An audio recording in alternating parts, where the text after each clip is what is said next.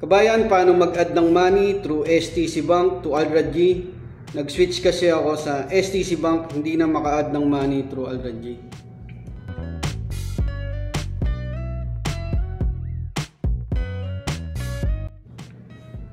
Yo, what's up mga kabayan? Welcome back sa aking channel, OFW Nonoy. Bali, ang sunod ko pong i-share na video is kung paano mag local bank transfer STC Bank to Alrad G. Yan kasi marami rin nagtatanong tungkol po sa Alrad G Kaya nag-register na po ako, nag-create ako ng account online sa Alrad G. Abangan nyo po yung susunod na video na yun kung paano mag-register online at mag-open ng account sa Alrad G. Para masagot natin yung tanong ni kabayan, paano mag-add ng money through STC Bank to Alrad G? Nag-switch kasi ako sa STC Bank, hindi na maka-add ng money through Alrad G. Bali, gagawin po natin kabayan na local bank transfer. Kukunin natin yung IBAN account ng Alrad G, tapos itatransferan natin sa STC Bank. Okay, simulan na po natin. Login lang po kayo sa STC Bank nyo. Ayan, sa dashboard, punta po tayo ditong transfers. Tapos local bank transfer. And mag-add tayo ng new beneficiary, add new beneficiary, local bank beneficiary. Ayan, IBAN account number po muna. Punta na po tayo sa Alrad G natin. Dito sa baba sa menu tab, click nyo tong nasa corner yung more. Tapos accounts. Account po ulit, may accounts. Tapos i-click nyo tong IBAN, ayan. Napapansin nyo po, may space po yung IBAN dito. Tapos i-copy nyo yan. Bago nyo po yan i-paste sa STC Bank, i-edit nyo po muna sa notepad. Pagdikit-dikitin nyo po. Para hindi mag-error pagka pinaste nyo na sa STC Bank. Punta na tayo sa STC Bank. Ayan, i-paste nyo na po sa dyan. Press nyo yan, tapos space. Nalabas na po dyan yung Alrad G Bank na bangko. Tapos, lagyan nyo na po siya ng nickname. Tapos relationship to beneficiary, personal. Tapos check nyo tong box na to, tapos click nyo na add beneficiary. Yan, transfer summary, beneficiary summary, confirm. Magsisend ang OTP ang STC Bank. Tapos tatawag na po yung STC Bank, sagutin nyo lang para sa activation ng beneficiary. Pakinggan nyo lang kung ano yung pipindutin.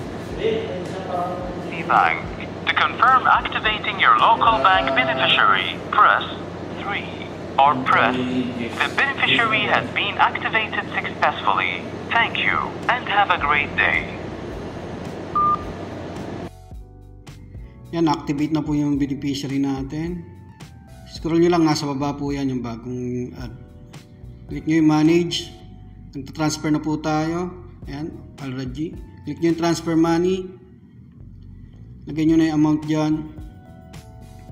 100 Saudi Riyal. Bali 58 halala po ang charge pag local bank transfer dito sa STC Bank. Purpose of transfer, ito, family and friends na lang. Optional lang yung notes. Tapos continue.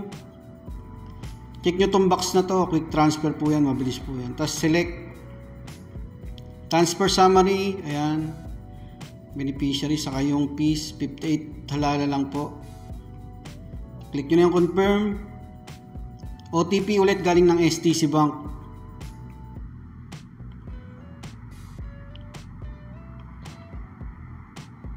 So ayan, transfer has been successful na po. Okay na po yan. Makaka-receive din po kayo ng mga SMS galing STC Bank at saka Alrad G. Ayan, outgoing transfer. Pwede nyo rin i-share yan. Click nyo yan, share transaction info. And madalas ako nag-share sa messenger lang naman. Sa inyo na lang yan kung kanino nyo po isi-send. Eto, balik tayo sa message. Makikita natin, nag-message na rin sa Alrad G na na-receive na rin yung pera, real time. Click natin itong daan. Close ko na muna itong STC Bank ko. Tapos, buksan ulit natin yung transaction. Andyan po yan sa transaction history.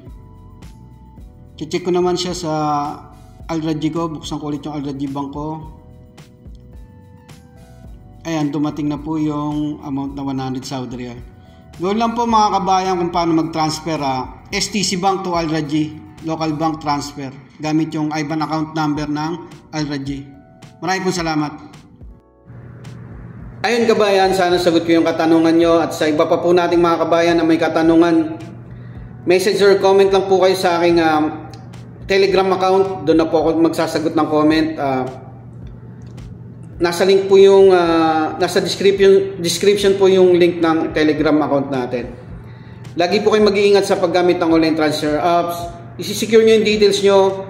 Yung OTP wag nyo pong bibigay kahit kanino, at saka yung mga tumatawag na mag-update tungkol sa account, wag nyo na pong sasagutin. At saka yung mga nag-add po or tumatawag sa inyo na sa Facebook, sa Messenger, hindi po ako yun mga kabayan, mga scammer po yun. Maraming po salamat.